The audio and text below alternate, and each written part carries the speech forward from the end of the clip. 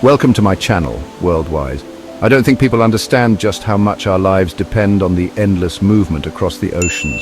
Our world is a water world. Vast oceans connect every continent. These great bodies of water are not empty. They are highways for humanity. Ships, large and small, constantly traverse these routes. They carry the lifeblood of global trade. Food, fuel, and countless goods move across the seas. People, too, travel for exploration, for work, or for new beginnings. The sea has always been a place of movement and connection. It shapes our lives in ways we often do not see. Consider the sheer scale of this maritime activity. Every day, thousands of vessels are at sea. Giant container ships, longer than skyscrapers are tall, move mountains of cargo. Huge tankers transport oil and gas, powering our modern world. Fishing fleets search for bounty in the deep. Passenger liners carry travelers to distant shores. This endless dance of ships is a complex ballet. It is choreographed by weather, by currents, and by human need. The oceans are never truly still, nor are the ships upon them. Navigating these immense oceans is a remarkable feat. For centuries, sailors relied on stars and simple instruments. Today, technology has advanced, but the sea remains a powerful force. Humans have always been captivated by the sea's mysteries. Its vast depths hold secrets we are still uncovering. For centuries, sailors have told tales of strange encounters. They spoke of mythical creatures and ghost ships. These stories reflect our fascination with the unknown. They also speak of the real dangers lurking beneath the waves. When things go wrong at sea, explanations are sought. Sometimes these explanations drift into the realm of legend. The ocean's power can seem supernatural. One of the most famous maritime mysteries is the Bermuda Triangle. This area, in the western North Atlantic Ocean, gained a dark reputation. Stories tell of ships and aircraft vanishing without a trace. Explanations range from alien abduction to mysterious energy fields. The legend grew with each unexplained disappearance. It became a symbol of the ocean's power to swallow things whole. However, reality often differs from legend. The Bermuda Triangle is a heavily trafficked area. Many supposed disappearances have logical explanations. Human error, mechanical failure, and severe weather are common culprits. Scientists find no evidence of unusual phenomena. The Drake Passage is a name that resonates with sailors. It speaks of challenge and the raw power of nature. This infamous waterway lies at the southern tip of South America. It separates Cape Horn, Chile, from the South Shetland Islands of Antarctica. It is a relatively narrow channel, about 800 kilometers or 500 miles wide. This stretch of water is the shortest route between the Pacific and Atlantic Oceans. It is also a gateway to the icy wilderness of the Antarctic continent.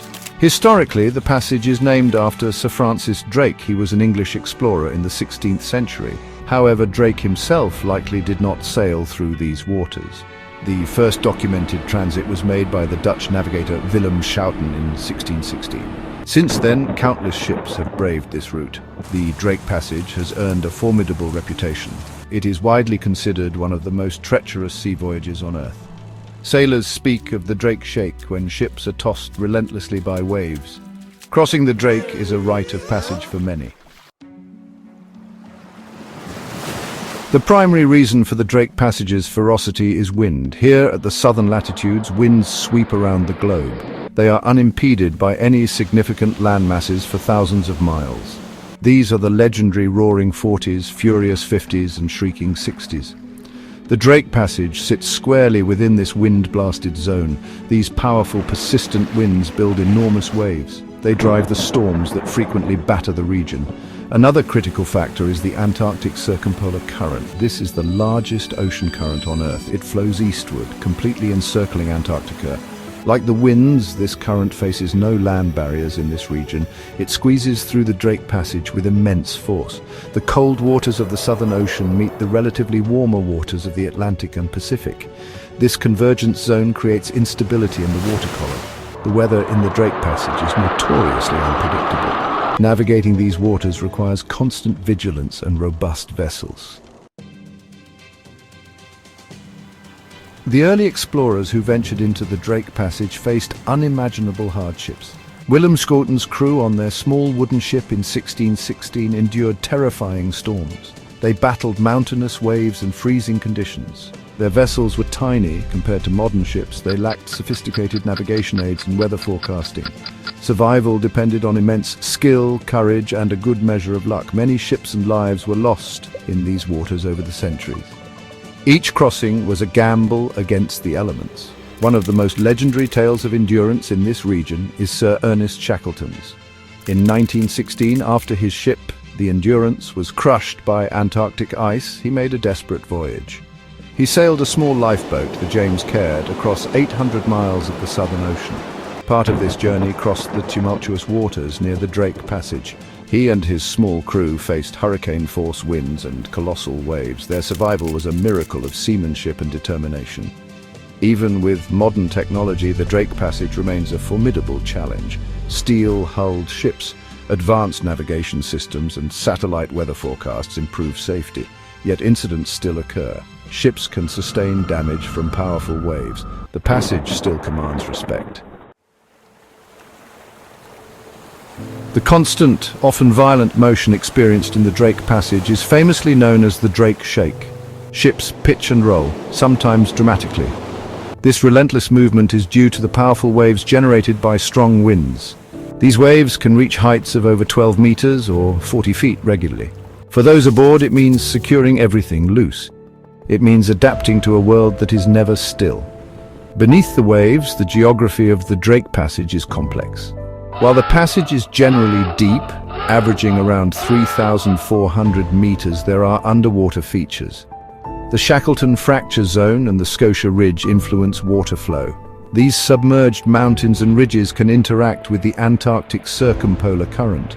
Despite its harsh conditions, the Drake Passage teems with life. The cold waters are rich in nutrients, particularly krill. These tiny crustaceans form the base of a vibrant food web. They attract huge congregations of marine mammals and seabirds. Whales such as humpbacks and orcas feed here. Seals and penguins hunt in these productive waters. Albatrosses and petrels, masters of the ocean winds, soar above the waves. The Drake Passage is a critical habitat, a wild ocean garden. It reminds us of how much we still have to learn. For centuries, connecting the Great Atlantic and Pacific Oceans was a major challenge. Ships had to undertake long and perilous voyages. They sailed around the southern tip of South America or through the Arctic. The need for a shorter, safer route was immense. It would revolutionize global trade and naval strategy. Two very different solutions emerged to this problem. One was a triumph of engineering. The other remained a wild, natural conduit. Both served the same fundamental purpose. The Panama Canal, completed in 1914, was an extraordinary feat of human ingenuity. It cut directly through the Isthmus of Panama. This created a waterway just 82 kilometers or 51 miles long. It uses a system of locks to lift ships up and down. This allows them to traverse the continental divide. The canal offers a controlled, predictable, and relatively calm passage. Ships pay a toll to use it. It dramatically shortened journey times for many routes. The Drake Passage offers a natural, albeit far more challenging, alternative. It requires no locks, no fees, just skill and courage. The contrast between these two passages is stark. They tell a story of humanity's relationship with the sea. Even in the 21st century, the Drake Passage retains its fearsome reputation. Modern ships are stronger and navigation is more precise. Weather forecasting provides advance warning of the worst storms, yet the fundamental dangers persist. The colossal waves, powerful currents, and unpredictable ice still test ships and sailors. Crossing the Drake is never taken lightly. It demands skill, preparation, and respect for the elements. The Drake Passage is more than just a shipping route. It is a critical corridor for scientific research. Many vessels traveling to and from Antarctic research stations must cross it. Scientists study its unique oceanography. They monitor the Antarctic circumpolar current, vital for understanding global climate patterns. They investigate its rich marine biology, from tiny krill to giant whales. The passage itself is a natural laboratory.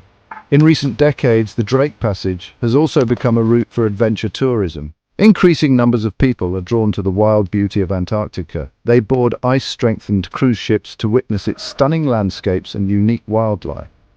For these travelers, crossing the Drake is part of the adventure. The Drake Shake becomes a story to tell, a badge of honor for those who have experienced it. It teaches humility in the face of nature's grandeur. My next video is watching now.